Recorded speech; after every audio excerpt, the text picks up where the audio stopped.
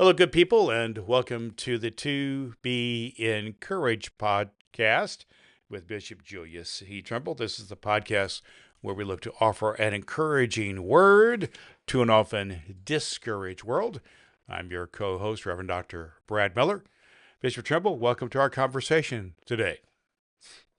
Thank you, Brad. It's good to be with you. It's always good to be able to share and an opportunity to encourage our listeners and those persons who just may need a word of affirmation uh, around the globe, but particularly right now, I'm thinking about the things that are happening in the U.S. government, particularly around the proposed budget that we will have to live with.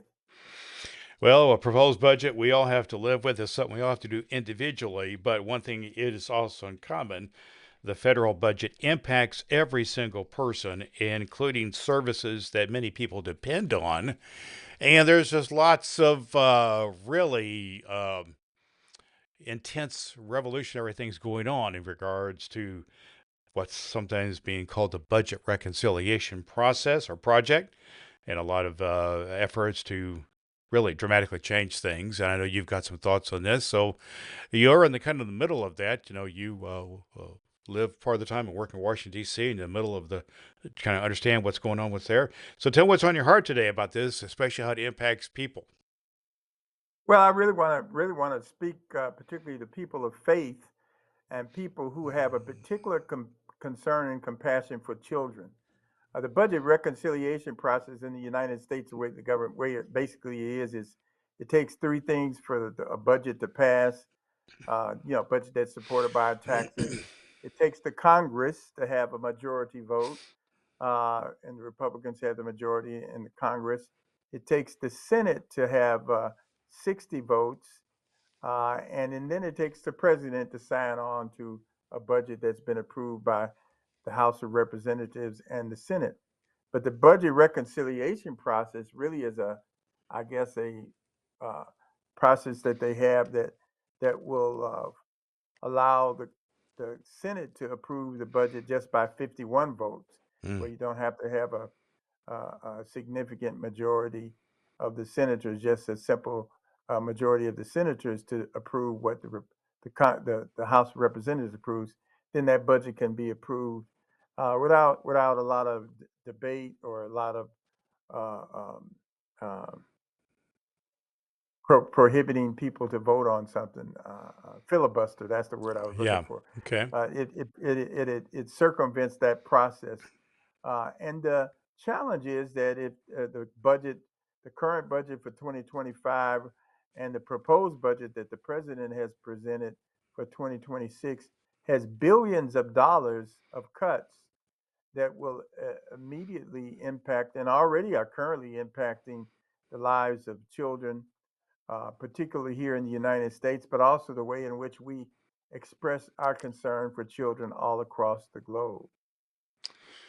Well, the budget cuts that you mentioned there impact people's lives and their very welfare, their very health and welfare. And it's impacting many programs that have to do with, we mentioned overseas programs, I know have to do with, food and medicine and things of that nature. Programs here in our country which have to do with education and many other aspects of life. So tell me, what are you learning about how the government, the proposals, are being responded to when people impacted by this are responding and say, "Hey, this is going to hurt us deeply and badly." How are the powers that be responding to this? Well, I think if you're rich, if you're a wealthy individual in the United States, you probably have less to worry about. But if Hmm. you're a person who depends on food support, the SNAP benefits that were used to be called food stamp program, Right. food support for families that need supplemental support to in order to buy groceries, that has already been cut. And there's a proposal for more significant cuts. If you don't have private insurance or don't have a great insurance plan through your retirement benefits, but say you depend on Medicaid, which is government supported Mm. health Right. insurance through the federal government along with the state governments, They're cutting that, and if you were receiving free meals at your school program, uh, or you're a parent that has a child that attends a school where there's free or underwritten lunch support, these things are being cut. You know, significant cuts from the Department of Education that provides resources for families that have children that have disabilities, significant cuts in the Health and Human Services Department, significant cuts in the Center for Disease Control. And I'm just paying attention to what I see in the Yeah, news, Brad. sure, And right. we already have what is an emerging uh, pandemic of measles. Maybe it's Oh, not yeah, quite at the pandemic state, but but it's a serious matter. a It's few a weeks, ser yeah, a few weeks ago, there were just a few people that had measles. Now they're saying there's a well, thousand cases, mhm, and this is yeah.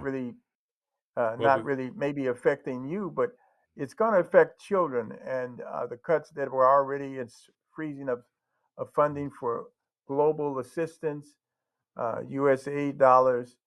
Stories that I heard about when I recently traveled to Africa about the good that happens as a result of the money that comes from the United States government to help countries that are less fortunate in terms of economic support. All of these things, Brad, immediately are going to create more what I call humanitarian crisis, both sure. globally and in many of our communities.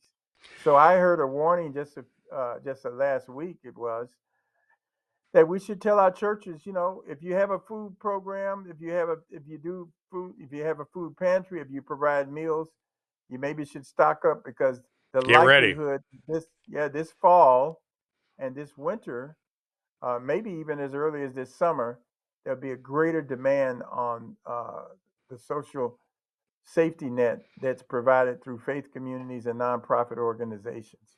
And I want to come back. I know you have a real heart for children and you have a heart for the faith communities and how they respond to the needs. I know you so well from our many conversations over the years.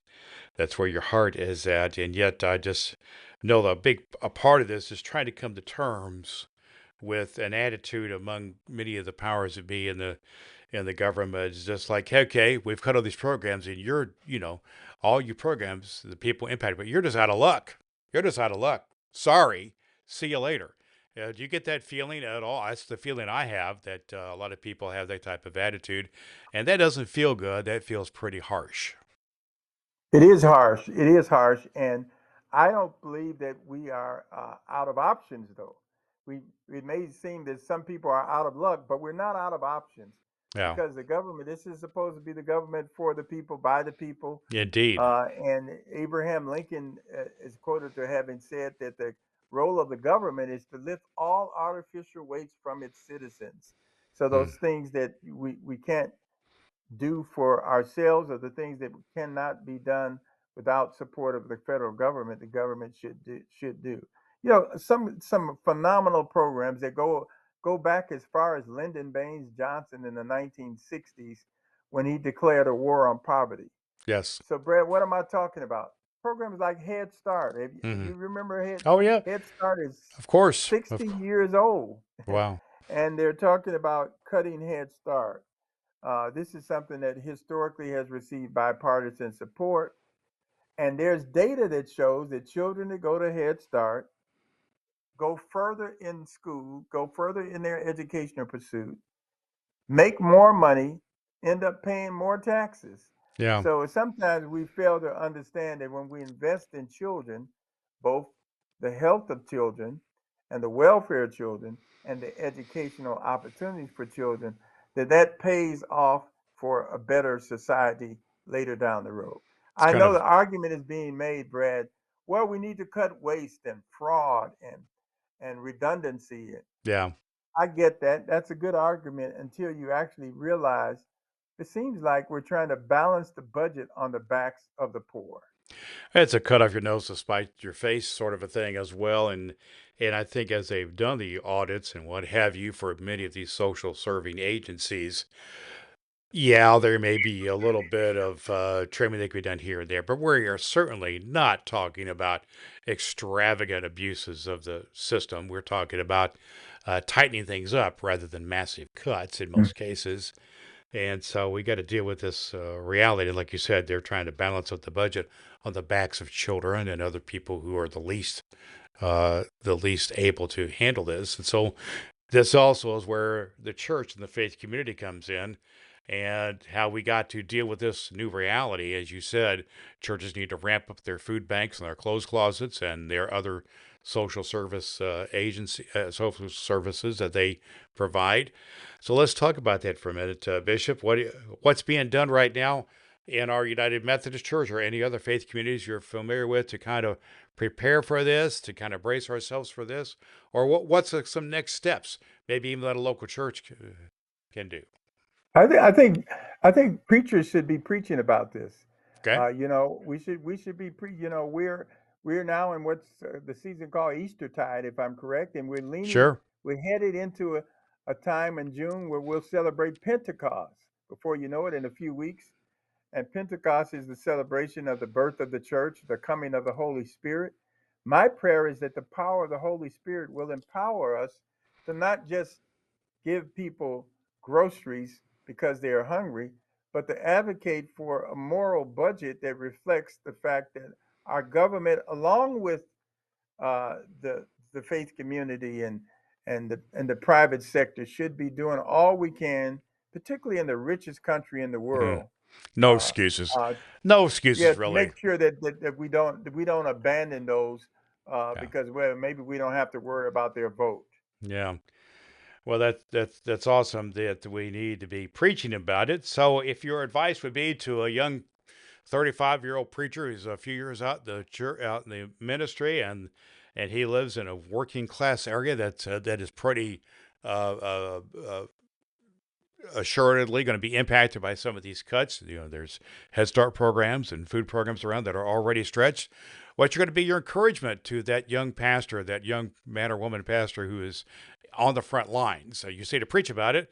What are maybe some scriptures you might Well, the give them or children said, things "Let like the this? children." Jesus said, "Let the children come to me. Do not hinder them." He didn't say, "Let them come to me hungry." He Yeah. didn't say, "Let them come to me without clothing." He didn't say, "Let them come to me and then neglect them."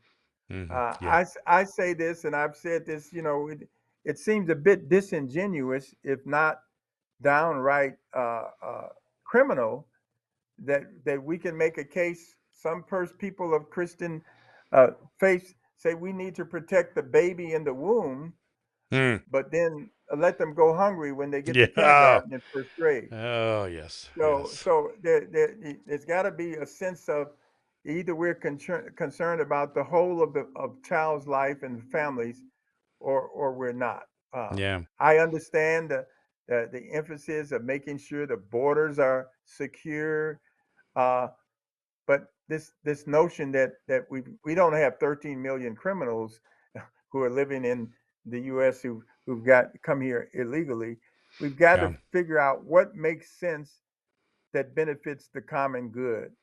Sure. Because at the end of the day, if all that comes out of this budget is a proposed big tax cut for the rich and a lot of reduction of support for those who make way less than $300,000 a year, then something is not right about that. And I think we should ask our congresspersons, Yeah. our elected representatives, to let's be realistic and be compassionate with a budget. It's been said, not I'm not the one who has originated this, but I certainly quote this that a budget is a moral document.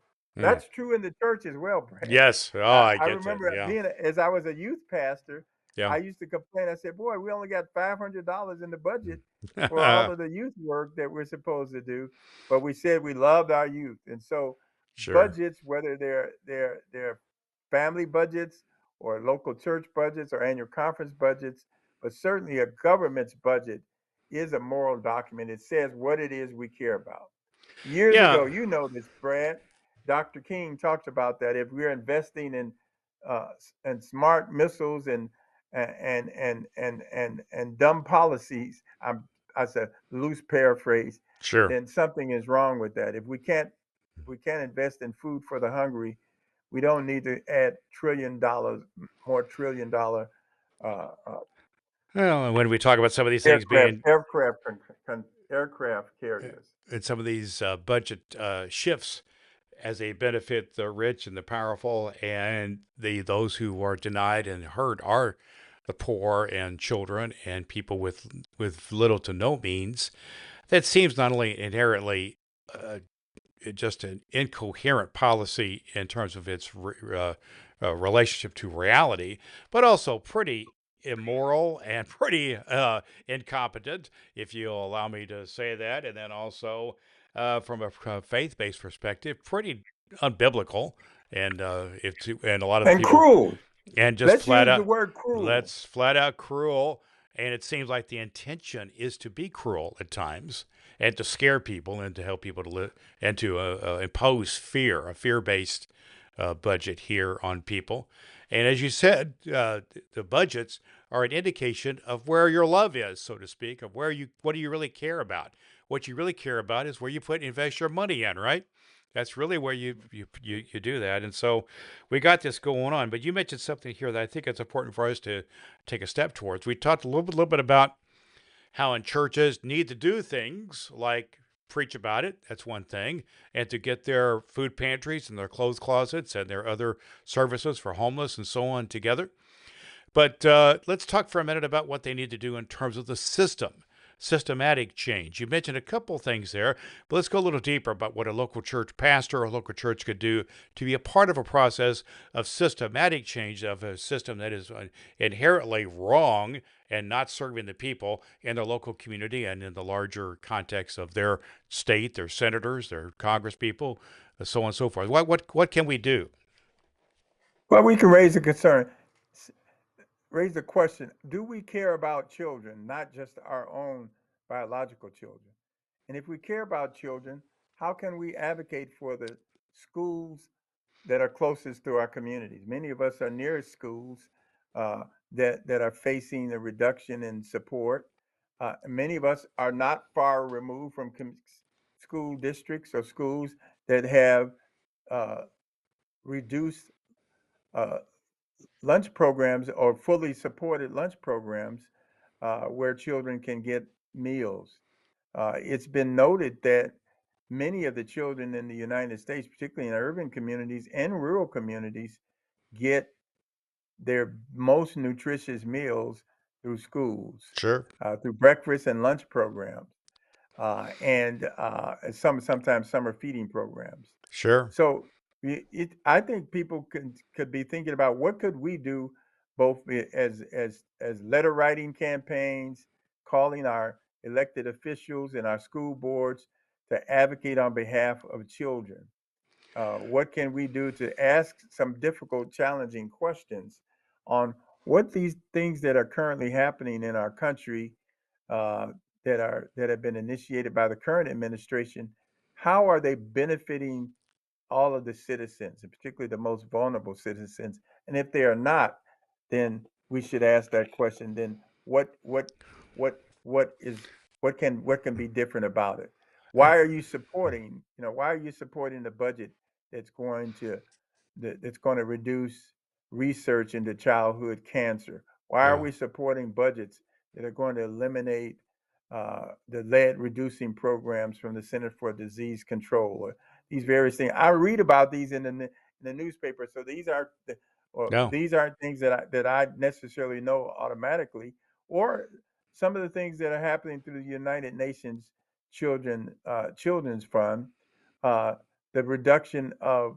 and suspension of foreign aid that really treats children who face severe malnutrition.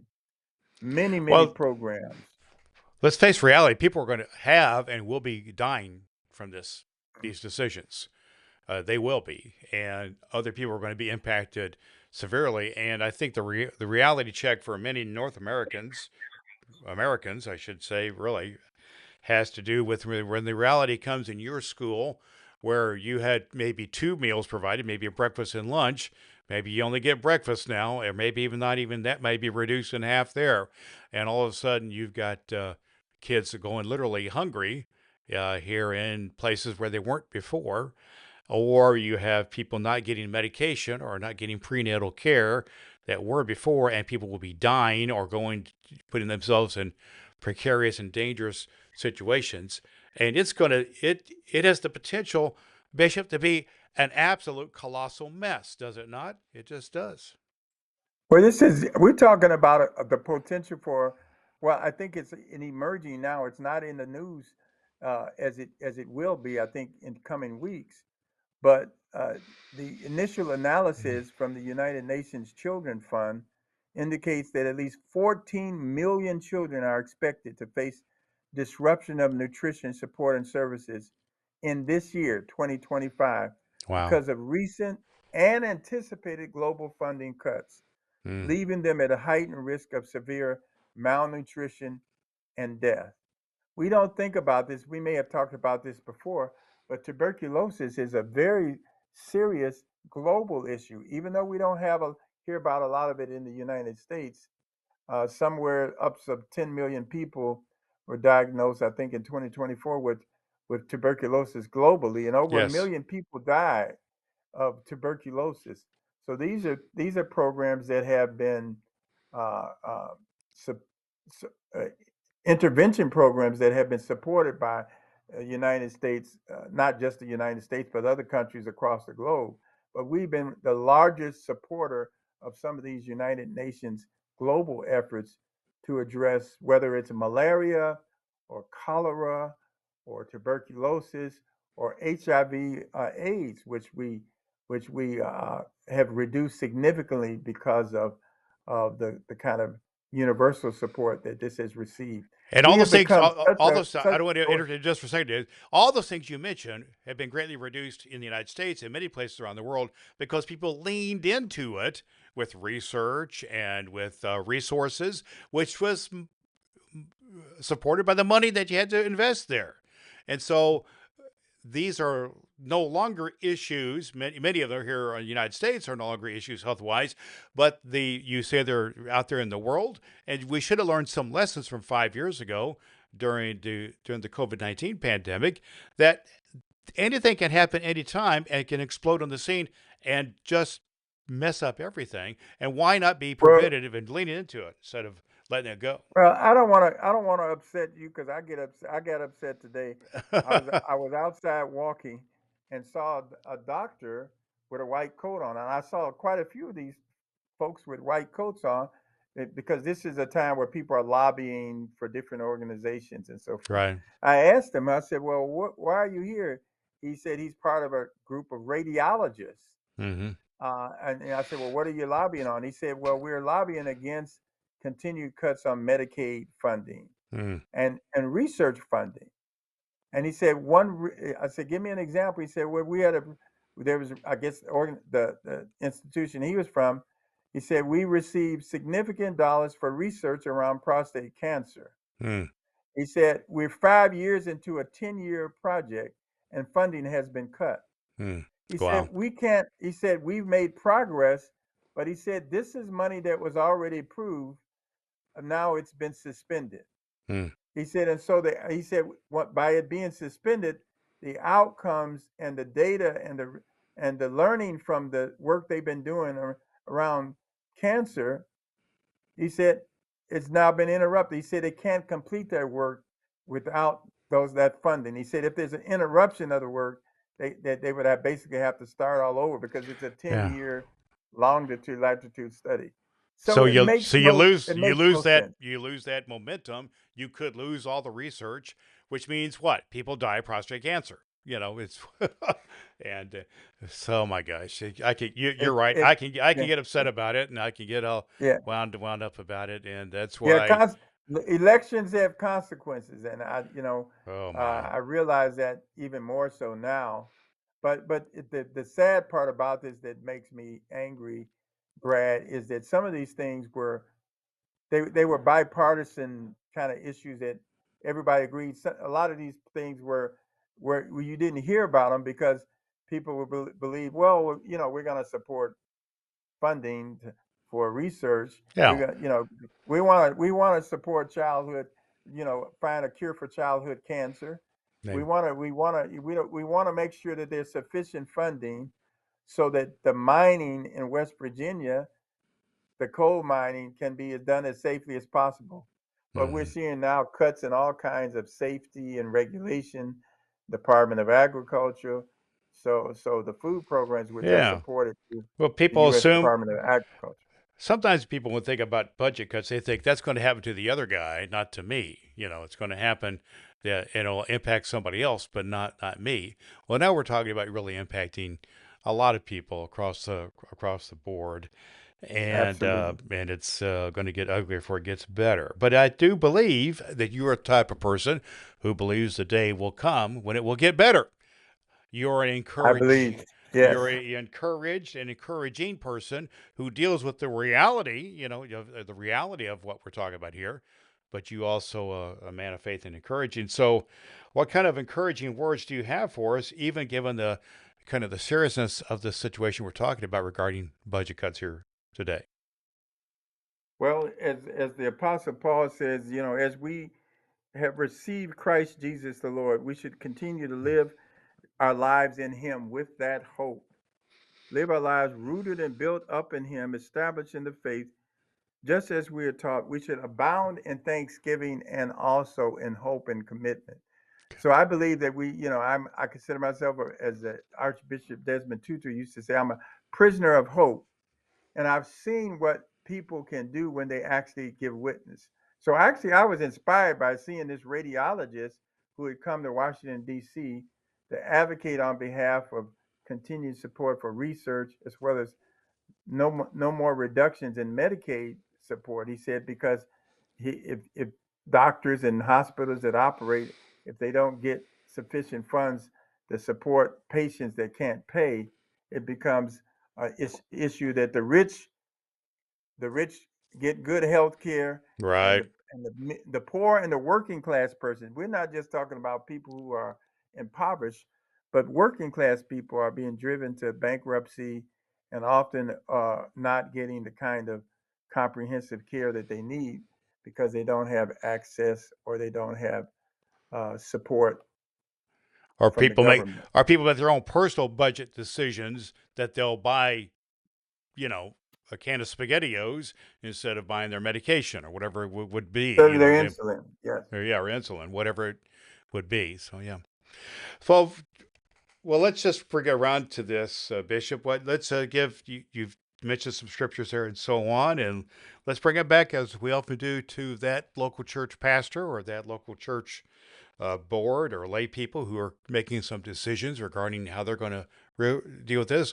What word of encouragement would you give to that pastor or that board who are saying, okay, these cuts are impacting my community. What can we as a church and a pastor do about this? I would say that people ought to raise their voices, uh, consider participating in public witness opportunities, Hmm. uh, put this as part of their prayer list. Often when we have prayers, our prayers are fairly parochial and privatized. We pray for ourselves, for our family, for those who are on the sick and shut in list, as we used to say. Sure. But, we should be praying for all the children of the world, whether they're in Gaza or whether they're Hmm. in Israel or Palestine, whether they're in Ukraine or whether they're in the Democratic Republic of the Congo or whether they're in Indianapolis, Indiana. We should be praying for the children of the world and advocating on behalf of children and families. I often say children, but Yeah. but It but impacts them. because they are often the most vulnerable. Sure. Well, some encouraging words there indeed, and we thank you for sharing that. We're just kind of scratching the surface on these topics, aren't we, Bishop? We got a lot more to say and a lot more to deal with. And no, you're in the middle of it there in Washington D.C., dealing with lots of different matters. And you kind of take that story you told about the radiologist, and you kind of multiply that over and over again about people in medical fields, social work, mental health, uh, uh, uh, food programs, agriculture, any number of things. They're all are being impacted by this. And we need to do our part as faith communities and men and women of faith to not only be supportive, but be involved and ingrained with that which is just. And so we thank you for sharing here today. Any final words for us before we say goodbye to our audience? Well, I think true greatness comes when we are willing to serve others and put others before ourselves. I think God's blessing is not just for us when we're doing well, but for us when we're willing to stand in the gap on behalf of others. So my prayer is that Pete, we would not only raise our prayers, but we would raise our petition Hmm. to those who are in powerful places, those who have privileged positions, to make decisions and also to implement policies that benefit the common good. Right. Love it. So to be great, we're going to be raising not only prayers, but petition and impact policy. I love that. Well, our guest, not our guest today, but this is the To Be Encouraged podcast with our host, Bishop Julius C. Trimble. And we thank you for sharing your words of encouragement here today, here on the podcast that looks to offer an encouraging word to an often discouraged world.